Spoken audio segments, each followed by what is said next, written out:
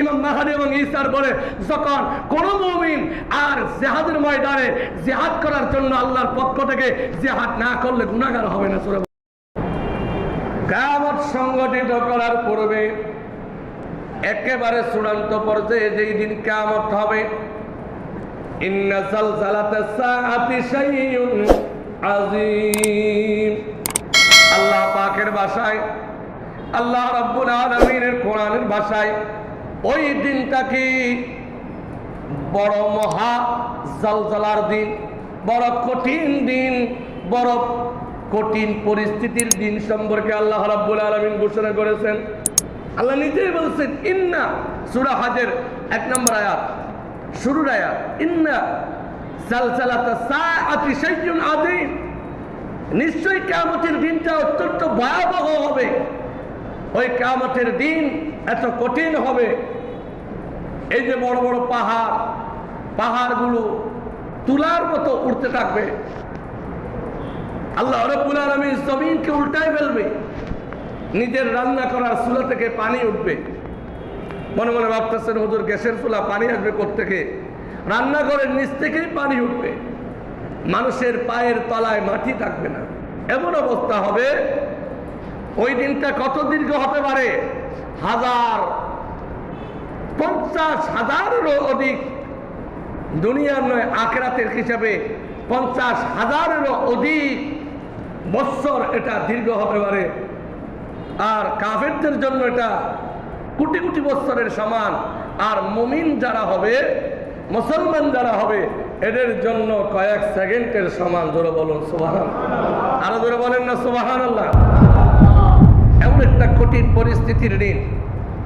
এজন্য আল্লাহর হাবিব সাল্লাল্লাহু আলাইহি ওয়াসাল্লাম এই কঠিন পরিস্থিতির দিন আসার আগে জমিনের ভিতরে 7টা বড় বড় আলামত আল্লাহ রাব্বুল আলামিন সংগঠিত করবেন। 7টা বড় বড় কিয়ামতের নিদর্শন জমিনের মধ্যে সংগঠিত হবে। এই নিদর্শনগুলো কেন আল্লাহ জমিনে প্রদর্শন করবেন?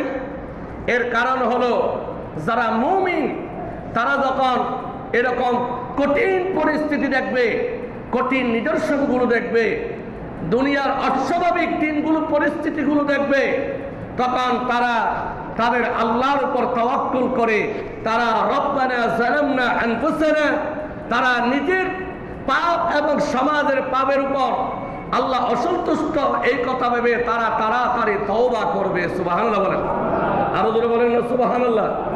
এই জন্য বুখারীর বর্ণনায় এসেছে, নবীজি সাল্লাল্লাহু আলাইহি সাল্লাম বলেছেন যে একজন বান্দার জন্য যে কোনো কঠিন পরিস্থিতি যখন আসবে, যেমন ধরেন করোনার মতো মহামারী যখন আসবে, তখন ওই বান্দা, তার জন্য যারা মুমিন, তাদের জন্য এই করোনার মতো কঠিন দিনগুলো তাদের জন্য আল্লাহর রহমত পাওয়ার একটা বিশেষ দিন হয়। জোরে বলে সুবহানাল্লাহ।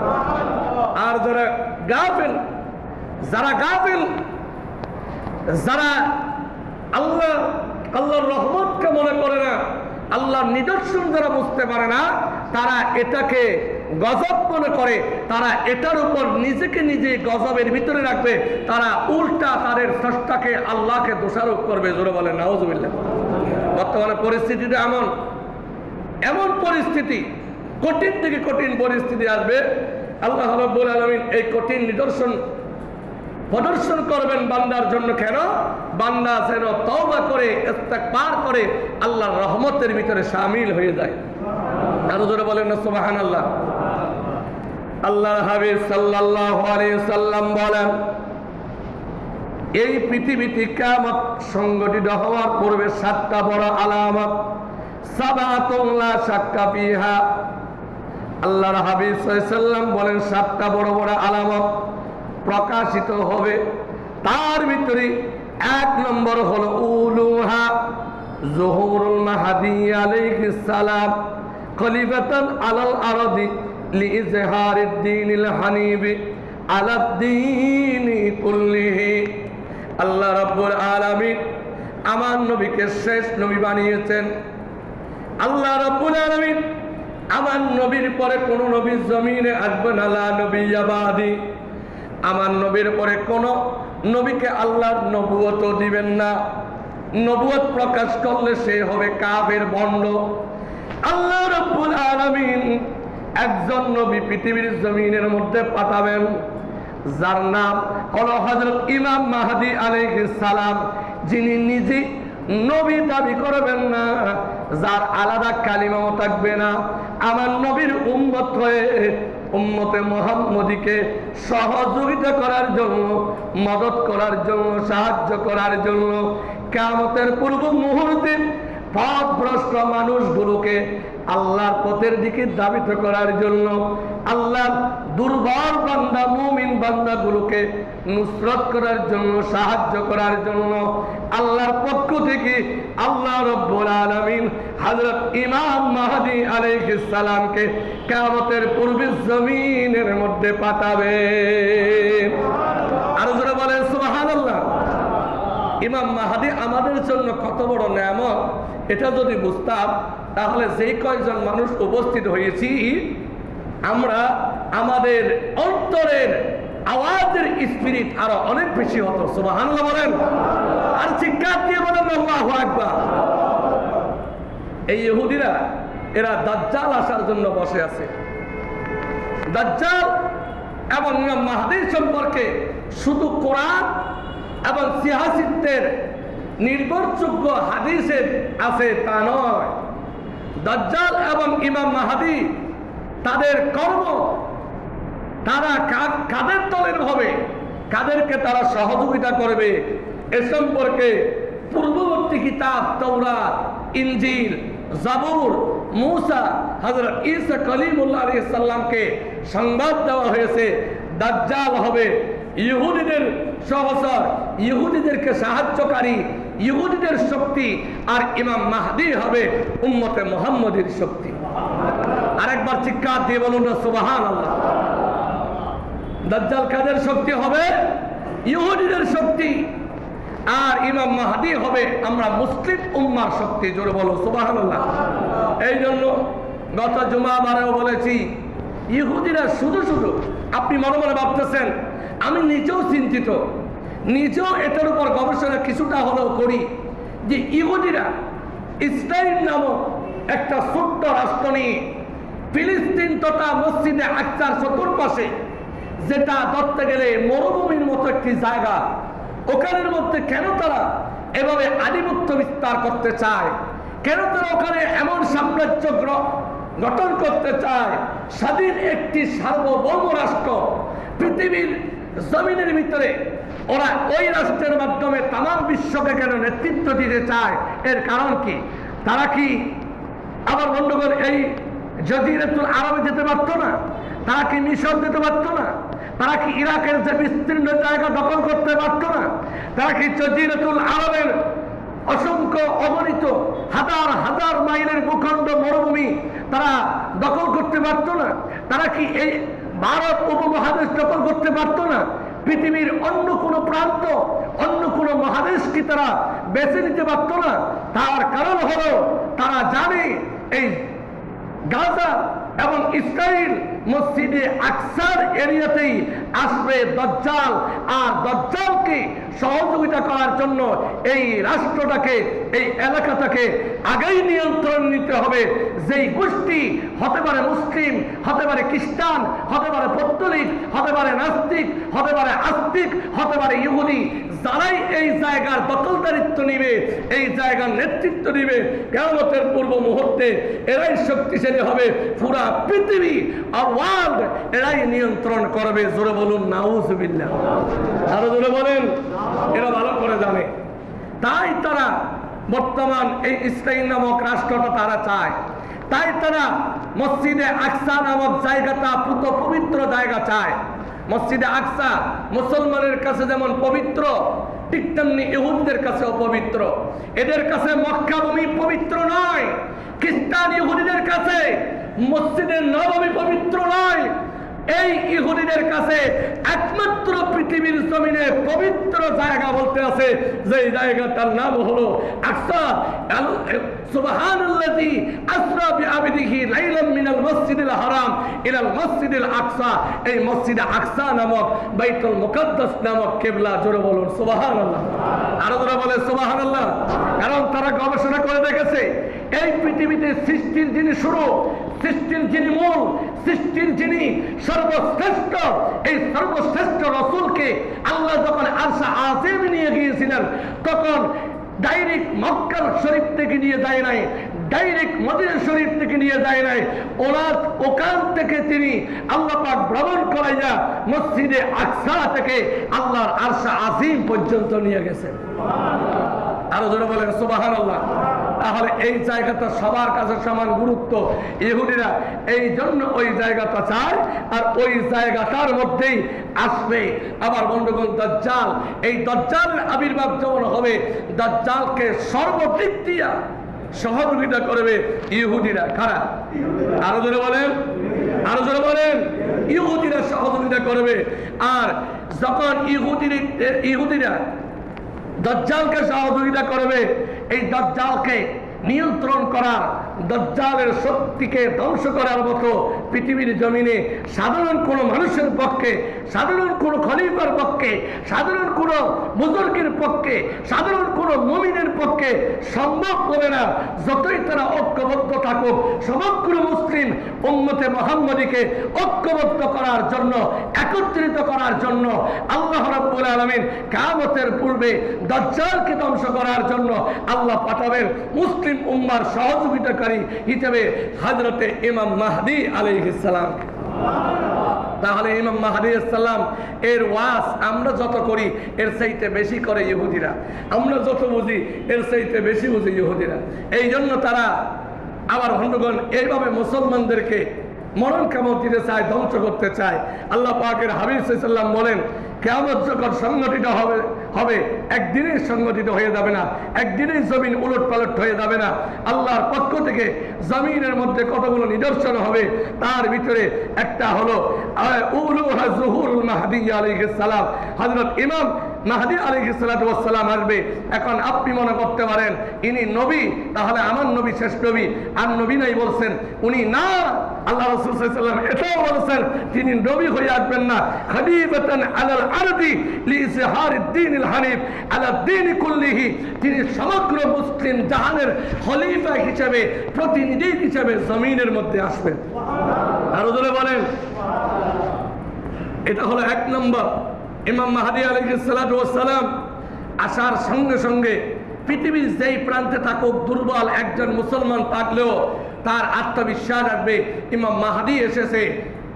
তখন মুমিনের অন্তরের ভিতরে এক ধরনের শক্তি বিরাজ করবে। আপনি কি লক্ষ্য করেছেন ইমাম মাহদী আলাইহিস সালাম আসছে কি আসে নাই, তার বিতর্কে যাওয়ার দরকার নেই। কিন্তু ইমাম মাহদী আলাইহিস সালাম আসারও আগে বা এসেই গেছে, তারপরেও ইমাম মাহদীর আমরা নিদর্শন বা আমরা নির্দিষ্টকে তা জানি না, কিন্তু তারপরেও যারা মুমিন হবে তাদের অন্তরের ভিতরে ইমাম মাহদীর খবর শুনে অন্তরের মধ্যে আল্লাহর সাহায্যের জন্য তাদের অন্তরের মধ্যে প্রশান্তি লাভ করবে। আরো জোরে বলেন। এটা হলো এক নম্বর। দুই নম্বর, আল্লাহর হাবিব সাল্লাল্লাহু আলাইহি সাল্লাম বলেন ওয়াসানিয়াতুহা খুরুজুদ দাজ্জাল ওয়া যালিকা ফিতনাতুন আযীমাতুন লিআহলিল ঈমান। আল্লাহর নবী বলে দুই নম্বরে হলো জমিনের ভিতরে যেই দাজ্জাল ইমাম মাহদী আলাইহিস সালাতু ওয়াস সালাম যাকে জমিনের মধ্যে দমন করার জন্য আসবে তার নাম হলো দাজ্জাল। এই দাজ্জাল দুই নম্বরে কিয়ামতের পূর্বে নিদর্শন হলো দাজ্জালের আবির্ভাব হবে, দাজ্জাল আসবে, দাজ্জালের ফিতনাটা বড় হবে, দাজ্জালের ফাসাদ, দাজ্জালের ফিতনা বড় হবে। আমার কথা নয়, হাদিসের কথা। ওয়াযালিকা ফিতনাতুন আযীমাতুন লিআহলিল ঈমান, যারা ঈমানদার হবে এই ঈমানদারদের জন্য দাজ্জালের ফিতনা বড় ফিতনা হবে, আযীমা বড় মহা ফিতনা হবে এই দাজ্জালের ফিতনা। ফিতনা মানে হলো ঈমানের পথে বাধা। মুসলমানরা যা করবে সবকিছুর মধ্যে বাধা আসবে, সবকিছুর মধ্যে। কেমন ফিতনা দেখেন, গত সপ্তাহে গত সপ্তাহে সৌদি আরব রাষ্ট্রীয়ভাবে একটি অর্ডিন্যান্স জারি করেছে যে লাউড স্পিকার তথা মাইক মসজিদে যে আযান এবং একামত ছাড়া উচ্চ কণ্ঠে উচ্চ আওয়াজে মাইকের ব্যবহার সম্পূর্ণরূপে নিষিদ্ধ। তারা এর কতগুলি চুক্তিও দিয়েছে। ছোট বাচ্চাদের ঘুমের ব্যাঘাত হয়, অসুস্থ লোকের ঘুমের ব্যাঘাত হবে, এই জন্য তারা চুক্তি দেখিয়ে অধিক উচ্চ আওয়াজের মাইকের আওয়াজ তারা নিষিদ্ধ করে রাষ্ট্রীয়ভাবে তারা ঘোষণা করেছে যে এই সিস্টেমে এতভাবে নিয়ম রেখে মসজিদের ভিতরে এবং বাইরে আযান এবং একামতের সময় মাইক ব্যবহার করা যাবে। জোরে বলুন নাউজুবিল্লাহ। আমাদের দেশের কিছু বুদ্ধিজীবী আছে, আমি যাদেরকে বুদ্ধিজীবী বলতে নারাজ, এরা আবার যুক্তি দিচ্ছে যে অধিক খারাপ আওয়াজ এই জন্য বলা হচ্ছে এরকম। অথচ আপনি যদি গভীরভাবে লক্ষ্য করেন, যেই সালে যেই বছরে মাইকের অধিক খারে আওয়াজের, আমি বলতেছি না অধিক খারে আওয়াজের কারণে কোনো বাচ্চা অসুস্থ মেডিকেল রোগীর খারাপ হোক, আমি এটা চাই না, আমি নিজেও এটার বিরোধী। হ্যাঁ, কিন্তু এই বিজ্ঞপ্তিটা, এই প্রজ্ঞাপনটা তারা জারি করেছে কখন? যেই বছরে করোনা নামক মহামারীতে মসজিদে বাইতুল্লাহ সহ তাম বিশ্বে মুসলমানদের মসজিদ পর্যন্ত, মুসল্লিদের পর্যন্ত নিয়ন্ত্রণ করবার মতো আন্তর্জাতিকভাবে সরকার এবং প্রশাসন বাধ্য হচ্ছে, ঠিক সেই সময়েই তারা এই সিদ্ধান্তটা নিয়েছে। কথা বলেন ঠিক কিনা? কথা বলেন না বাবারা, ঠিক কিনা? এক নম্বর। দুই নম্বর পয়েন্ট হলো, গত বছরের ফেব্রুয়ারি মাসে 2020 সালের তারা ফেব্রুয়ারি মাসে রাষ্ট্রীয়ভাবে তারা তাদের দেশে সিনেমা হল এবং নাচ গানের যে অনুষ্ঠান হবে সীমিত আকারে, তাদের মানে বাইরে না, রাস্তায় না, এভাবে করে দুবাইয়ের মতো তারা সিনেমা হলগুলো খুলে দিয়েছে এবং মহিলাদেরকে ড্রাইভিং লাইসেন্স দিয়েছে এবং গাড়ির মধ্যে আপনার গান এবং নাচ গান সাউন্ড অশ্লীল যেই গানগুলো রয়েছে সেগুলো প্রচার করার তারা সুযোগ করে দিয়েছে। জোরে বলেন নাউজুবিল্লাহ, আরো জোরে বলেন নাউজুবিল্লাহ। তাহলে দেখেন কি কোরআন তেলাওয়াতে মানুষের খারাপ লাগার কথা, নাকি আবার বন্ধুগণ সিনেমা হলের আওয়াজ এবং বিভিন্ন নাচ গানের ডিজে অনুষ্ঠানের আওয়াজ মানুষের কাছে ক্ষতি হওয়ার কথা? আরো জোরে বলেন। কিন্তু তারা এই বছর, হ্যাঁ, নির্দিষ্ট সময়, এখন তাম বিশ্বে আরেকটি কথা, তাম বিশ্বে বর্তমান মুসলমানরা, সমস্ত মুসলমানরা একমত এবং একই বিষয়ের উপর বিশ্বাস স্থাপন করে, যেই বিষয়টি হলো মক্কা এবং মদিনা, জাজিরাতুল আরব তথা সৌদি আরবকে যারা নিয়ন্ত্রিত করে, যারা পরিচালনা করে, এরা কেউ সঠিক আহলে সুন্নাত তথা নবীর সাহাবায়ে কেরামদের মতো সুন্নি নয়। কথা বলেন ঠিক কিনা? এই কথা সবাই বিশ্বাস করে কি করে না? আরো জোরে বলেন। আপনারা শুনলে আশ্চর্য হয়ে যাবেন, বর্তমানে বাংলাদেশের কওমি অঙ্গনের যারা রয়েছে, আমাদের আলিয়া সুন্নি পন্ডি আমরা যারা, এরা আগে বলতো, আজ থেকে 100 বছর আগে আমরা এটা বলতাম, আমাদের মুরব্বীরা বলে গেছেন যে সৌদি আরব সরকার বা যারা নিয়ন্ত্রণ করে এরা হলো আবার বন্ধুগণ ওয়াহাবি মতবাদে বিশ্বাসী, এরা হলো উগ্র মতবাদে বিশ্বাসী। আমরা বলতাম এরা নবীর যেই রাস্তায় যাওয়া আহলে সুন্নাত সিরাত মুস্তাকিম এই পথের তারা অনুসারী নয়। এই কথা আমরা যখন বুঝতাম, তখন আমাদের দেশের কিছু আবার বন্ধুগণ জ্ঞানও পাপি বলতো যে সুন্নিরা কি বুঝে, যেখান থেকে ইসলাম এসেছে সেখানে এটা নাই, ওটা নাই, এটা করে ওটা করে, আর এখানে ওরা এত দূরে ইসলাম পাওয়ার পর ওদের থেকে তারা নতুন নতুন বেদাত আবিষ্কার করে, নতুন নতুন কথা বলে। জোরে বলেন নাউজুবিল্লাহ। কিন্তু বর্তমান এই 2021 সাল এবং 20 শতাব্দীর পরে বর্তমান মুসলমান আমার বন্ধুগণ বুঝতে পেরেছে যে বর্তমান যেটা যারা আরব দেশগুলো নিয়ন্ত্রণ করে, আরব দেশগুলো নিয়ন্ত্রণ করে, আরব আমিরাত নিয়ন্ত্রণ করে, ইউনাইটেড আরব এবং বিশেষ করে সৌদি আরব, মক্কা মদিনা, এই দুইটা শ্রেষ্ঠ মুসলমানদের জায়গা এবং মসজিদে আকসা সহ এই সমস্ত মানুষগুলো এদের ইমানের ভিতরে যে নবী এবং নবীর প্রেম, আহলে সুন্নাত ওয়াল জামাত সিরাতুল মুস্তাকিমের পথে ওরা নাই, এটা বর্তমান বিশ্বের মুসলমান বুঝে। কথা বলেন ঠিক কিনা? আর যারা বলেন ঠিক কিনা? এই জন্য এমন অবস্থা হবে, আল্লাহ রাসূল সাল্লাল্লাহু আলাইহি ওয়াসাল্লাম বলেন তখন দাজ্জাল আসবে। তো দাজ্জাল এসে নিজেই পরিচয় দিবে না। দাজ্জালের কিছু নিদর্শন দেওয়া হয়েছে, সে এক চক্ষুখানা হবে, তার এত বেশি শক্তি হবে, পুরা পৃথিবীকে সে নিয়ন্ত্রণ করবে।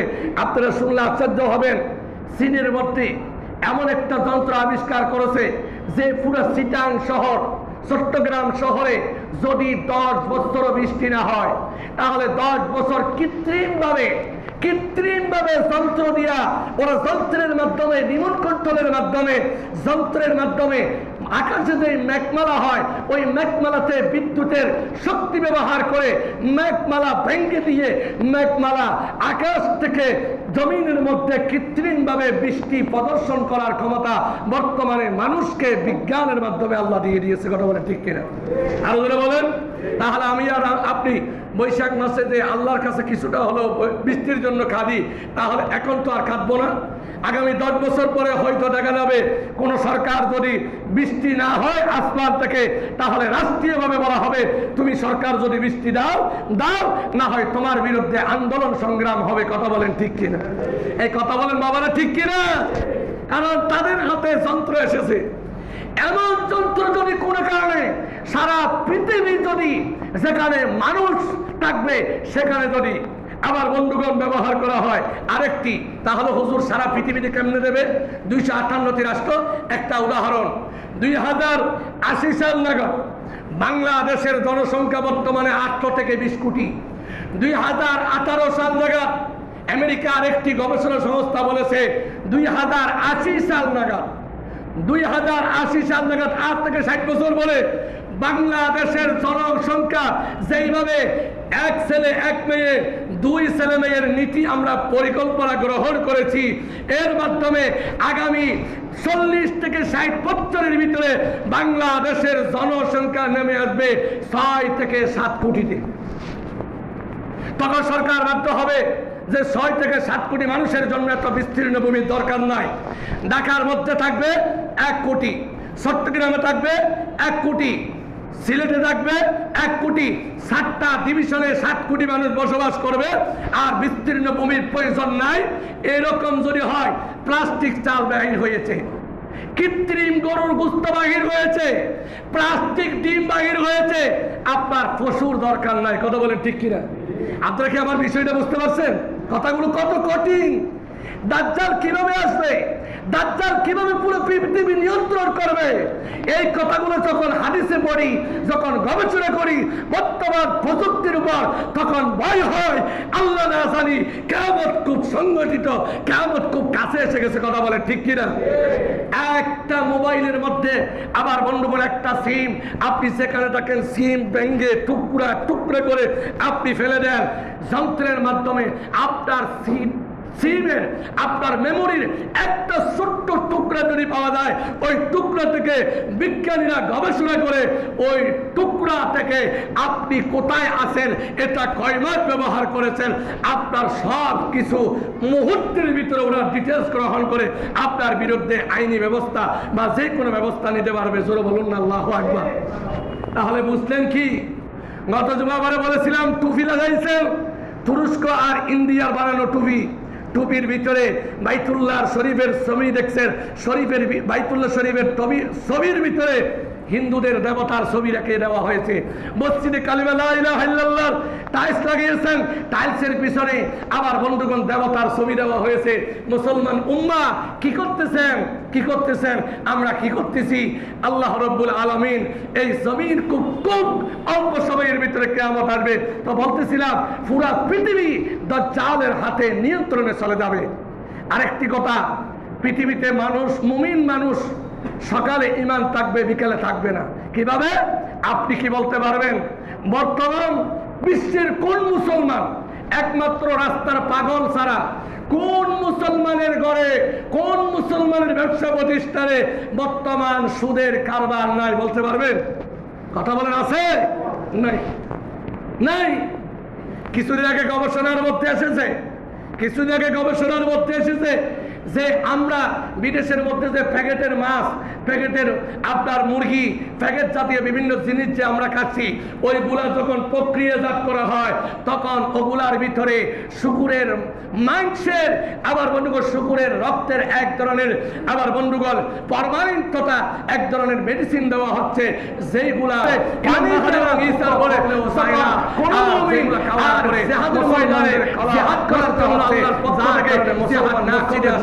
মোবাইলের মধ্যে হিন্দি গান তখন একটা প্রাণীকে জমিনে বলেছে, ওই প্রাণী অনেক বড় বিহাত আকারে হবে, দাব্বাতুল আরদ, তিন নম্বর একটা প্রাণী বলেন এই বিদা আলাইহিস সালাতু ওয়াসসালাম সেটা যদি জানতে চান আপনারা কি কিতাবের দাজ্জাল ইমাম মাহদী এবং হযরত ঈসা আলাইহিস সালাম দুইজনে একত্রে পুরা পৃথিবীতে মুসলমানদেরকে ঐক্যবদ্ধ করে দাজ্জালকে হত্যা করবে। সুবহানাল্লাহ হলো হইতে পারতে কি যে মানুষ, আমাদের ঈমানটা কেমন কমে গেছে দেখেন। দাজ্জালকে হত্যা করবে, ওয়ারাবিয়াতুহা খুরুজু ইয়াজুজ ওয়া মাজুজ। এরপরে দাজ্জাল হত্যা হওয়ার পর আবারও লক্ষ লক্ষ হাজার হাজার বছর পেরিয়ে যাবে, আবার এই জমিনের ভিতরে আবার মুমিনরা গুনাহ করবে, আবার সুদ, ঘুষ, দুর্নীতি, খারাপ, মিথ্যা, গীবত, জুলুমখুরি, জানা, ব্যভিচার, অত্যাচার, নির্যাতন, নিপীড়ন আবার বন্ধুগণ এই পৃথিবীর জমিনে ছড়িয়ে পড়বে। আল্লাহ রাব্বুল আলামিন কিয়ামতের পূর্ব মুহূর্তে আবার এই জমিনের ভিতরে দুইজন আবার বন্ধুগণ ইয়াজুজ এবং মাজুজ নামক হয়তো পারে এরা ফেরেশতা, এদেরকে পাঠাবে। শুধু তাই নয়, وإن ذلك يسقط الجهاد لإعجاز المؤمنين عن الجهاد معهم। ইমাম মাহদী এবং ঈসা আলাইহিস সালাম যখন আসবে তখন জিহাদের স্পিড বেড়ে যাবে, মুসলমানরা ঐক্যবদ্ধ হবে, মুসলমানরা বিজয় অর্জন করবে। আবার যখন ইমাম মাহদীও থাকবে না, ঈসা নবীও থাকবে না, দাজ্জালও থাকবে না, আবার মানুষ গুনাহ করবে, আবার ইয়াজুজ এবং মাজুজ আসবে, তখন মানুষ এত খারাপ হবে, এত খারাপ হবে, এত খারাপ হবে, মানুষ খারাপ হওয়ার অন্ত থাকবে না। তখন তামাম বিশ্বের একজন কোটি কোটি বান্দার ভিতরে কে মুমিন কে মুসলমান এটা নির্দিষ্ট করা বড় কঠিন হয়ে পড়বে। এই মুহূর্তের মধ্যে যারা মুমিন হবে তারা কিভাবে বাস করবে? অন্য হাদিসের ভিতরে এসেছে মাছ যেমন কিছু মাছ আছে যেগুলা উপরে থাকতে পারে না, ফুটের মধ্যে থাকে, যেমন ব্যাং মাছ। কথা বলেন ঠিক কি না? ব্যাং মাছ কোথায় থাকে? ফুটের মধ্যে থাকে। মুমিনরা চাইবে আল্লাহ তুমি আমার জমিনের ভিতরে ঢুকায় নাও। সুবহানাল্লাহ বলেন। মুমিনরা লুকায় থাকবে, এমন ভাবে লুকিয়ে থাকবে যে মুমিনদেরকে ধরা কঠিন হয়ে যাবে। তখন আল্লাহ জিহাদ আর করতে পারবে না, জিহাদের শক্তি থাকবে না। আল্লাহ জিহাদের বিধান জমিনের মধ্যে বন্ধ করে দিবে। জিহাদ না করলে গুনাহ হবে না। ইমাম মাহদী এবং ঈসা যখন আসবে, যে মুসলমান জিহাদ করবে না, জিহাদে যাবে না, জিহাদের তামান্না, জিহাদ করে কাফিরদের হত্যা করে শহীদ হব, না হয় গাজী হব, এই স্পিরিট তার ভিতরে থাকবে না। আল্লাহ রাসূল বলে সে আমার উম্মতের দলের অন্তর্ভুক্ত নয়। আর এমন একটা সময়